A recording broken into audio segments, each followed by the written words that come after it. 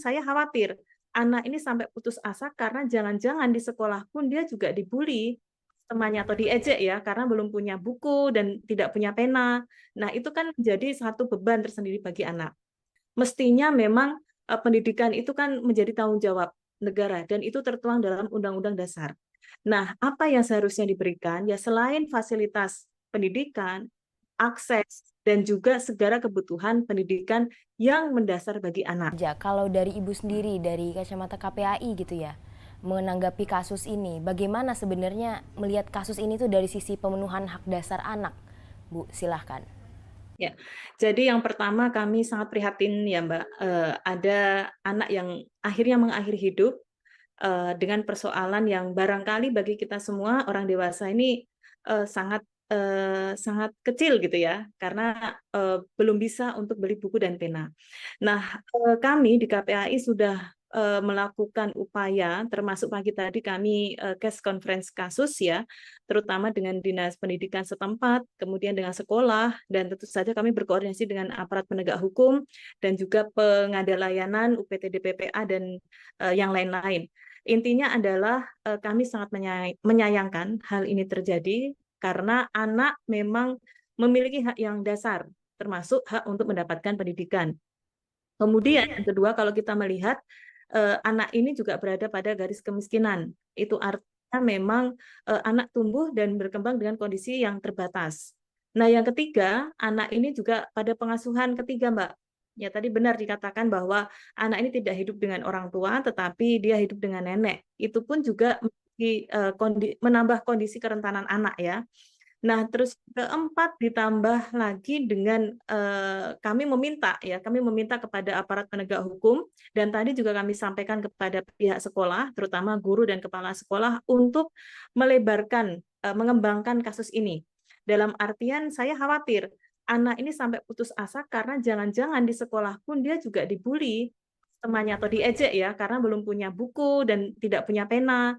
Nah, itu kan menjadi satu beban tersendiri bagi anak.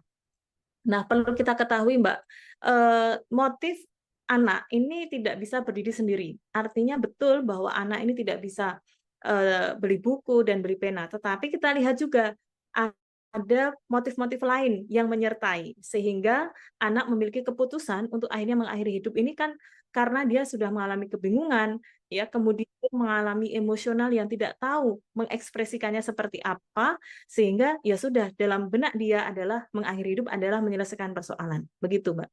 Oke, Ibu Diah. Tapi kan sebenarnya udah ada ya kebijakan pendidikan gratis gitu ya, Bu Diah. Ya, Ini betul. gimana sebenarnya kok masih bisa terjadi gitu? Dia nggak mampu beli buku, alat tulis sampai akhirnya peristiwa pilu ini terjadi gitu, Bu. Betul, tadi itu yang kami tanyakan kepada pihak sekolah ya, Mbak. Kami tanyakan pada pihak sekolah, apakah membeli buku dan pena ini sebuah kewajiban? Artinya, apakah memang anak yang tidak membeli buku dia akan mendapatkan konsekuensi? Kalau informasi dari sekolah tadi tidak, begitu ya.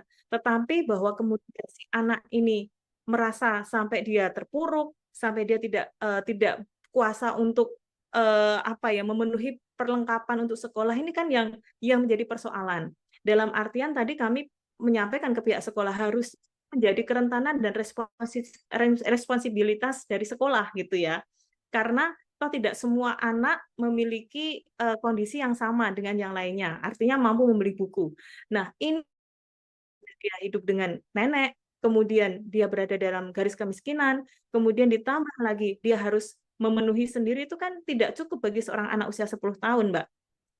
Nah, tadi kami meminta baik dinas, kemudian sekolah untuk tidak melakukan mitigasi lebih dahulu, jangan sampai kejadian seperti ini terulang lagi, gitu Mbak.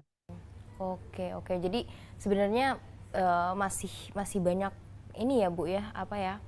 Masih banyak probability gitu ya, Bu ya. Bisa jadi karena dia bukan cuma karena dia nggak bisa beli alat tulis gitu, tapi karena dia dibully juga misalkan gitu ya. Bisa jadi Mbak, di beberapa saya pernah menangani kasus serupa, hampir mirip tahun 2020 di Kebumen. Ya, dia juga tinggal dengan neneknya, kemudian dia juga sepele karena mau beli layangan, neneknya nggak punya uang. Nah, terus kemudian dia membuat sepucuk surat, usianya sama 10 tahun ya. Dia membuat sepucuk surat terus bilang sama neneknya bahwa nanti kalau dapat kiriman uang dari bapak sama ibu untuk nenek, dapat kiriman uang dari ibu untuk nenek, kemudian si anak ini mengakhiri hidup menenggelamkan diri di sungai, Oh, gitu. baik. Ya, jadi kalau melihat apakah hanya karena tidak diberi uang jajan, tidak. Tidak, yang di Kebumen begitu tidak. Tetapi ada faktor pengasuhan yang tidak optimal karena kan tinggal dengan keluarga ketiga ya, pengasuhan ketiga. Kemudian ditambah berada sekali lagi pada kondisi Iya. kemiskinan itu juga salah satu mendorong sehingga anak ini merasa bahwa dia beban gitu loh. Dia selama ini jadi beban di keluarga. Termasuk si anak di Ngada ini karena melihat keluarganya, kakak-kakaknya, ya kan, anggota keluarganya banyak, sementara tanggung jawab di ibu dan lain sebagainya, dia kan juga merasa empati sebagai anak. Apalagi dia di neneknya, neneknya sudah tua, mungkin dia merasa jangan-jangan saya jadi beban keluarga dan lain sebagainya. Nah, akhirnya dia memutuskan untuk mengakhiri hidup, begitu, Mbak.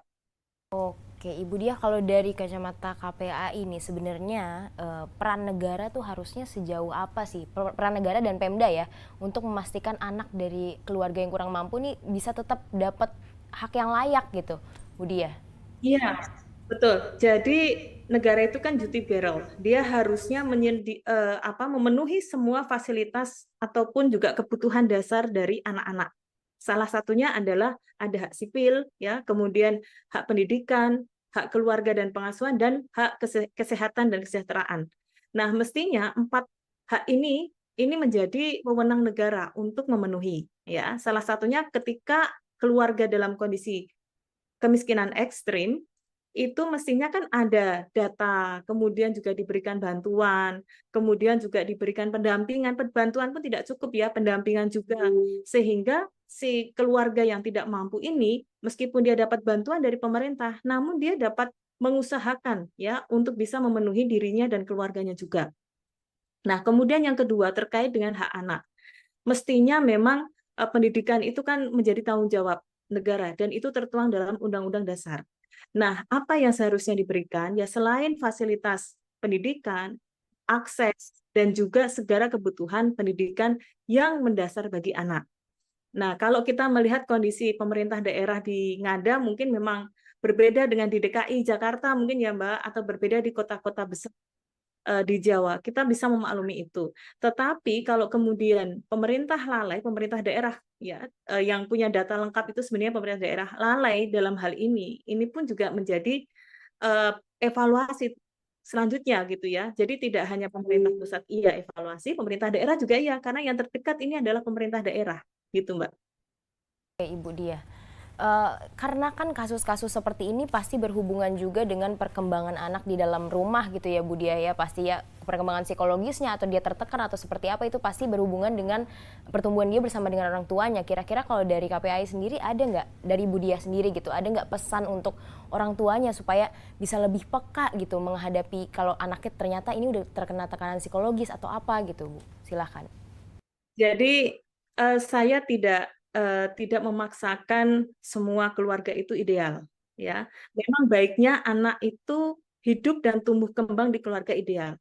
Tetapi bila mana ya keluarganya tidak ideal, seperti halnya ini ibu dengan bapak berpisah, ya. Kemudian si ibu harus menghidupi anak-anaknya dan lain sebagainya. Itu sesuatu hal yang tidak mudah. Dari situ saja sebenarnya sudah kita lihat bahwa keluarga ini rentan.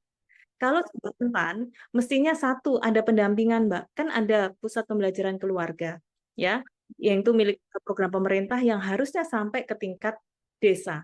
Kemudian yang kedua ada penyuluh agama, ada posyandu dan lain sebagainya yang bisa memenuhi kebutuhan-kebutuhan dasar si anak ya.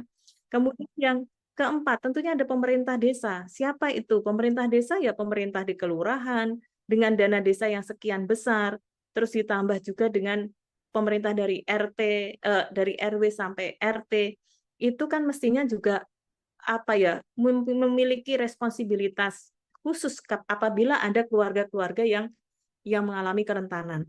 Nah, terus selanjutnya anak-anak ini kalau tumbuh kembang di kondisi yang tidak ideal, bagaimana? Tentu saja satu secara psikologis dia terganggu, Mbak, pasti. Kemudian jangankan itu konflik anak konflik orang tua ini paling besar yang menjadikan anak menjadi korban ini paling besar menjadi aduan di KPAI setiap tahun, Mbak. Jadi korban konflik orang tua.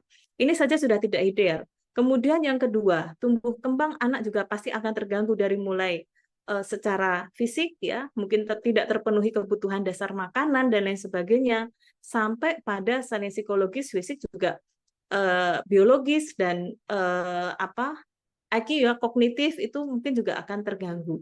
Tetapi yang terpenting dari itu semua adalah kesehatan mental anak. Ya, itu yang tidak bisa kita abaikan. Tumbuh kembang fisik psikis apabila kesehatan mental anak, resiliensi anak, komunikasi anak dengan orang tua terhambat, pasti akan berpengaruh pada tumbuh kembang anak selanjutnya. Gitu, Mbak. Oke, baik. Bu, terakhir kira-kira apa rekomendasi konkretnya dari KPAI gitu kepada pemerintah pusat dan daerah setelah munculnya tragedi yang pilu ini, Bu?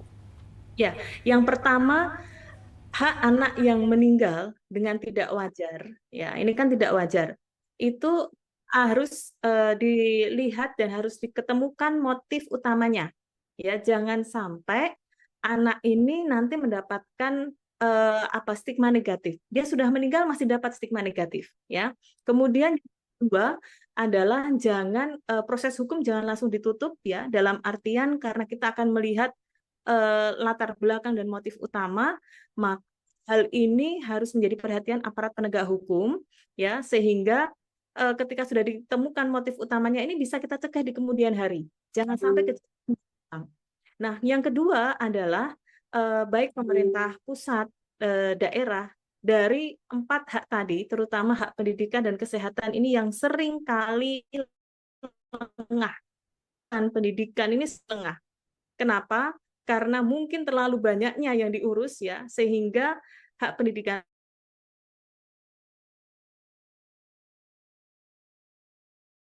itu juga belum optimal. Apalagi ini di tingkat daerah ataupun desa. Nah, kemudian yang ketiga adalah bagaimana peran serta kita sebagai warga masyarakat.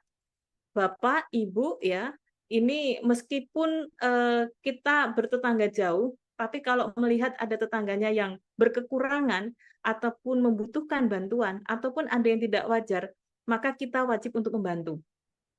Ya, membantu atau mengingatkan sehingga kejadian-kejadian tidak diinginkan itu tidak akan terjadi. Nah, yang keempat adalah orang tua. Mau orang tua lengkap ayah ibu ataupun orang tua single mother atau single father ataupun pengasuhan ketiga, siapapun itu, nenek, kakek, simbah, atau mungkin bibi, paman, bude, dan lain sebagainya, kita harus punya responsibilitas ya dengan cara membangun kedekatan anak dengan lebih baik. Ajak anak berkomunikasi, kemudian ajak anak untuk selalu merasa dia dilindungi, hadir dalam aktivitas anak dan kehidupan anak itu akan sangat berkesan daripada 24 jam dengan anak tapi orang tua dan anak diam-diam saja gitu. Itu mungkin, Mbak.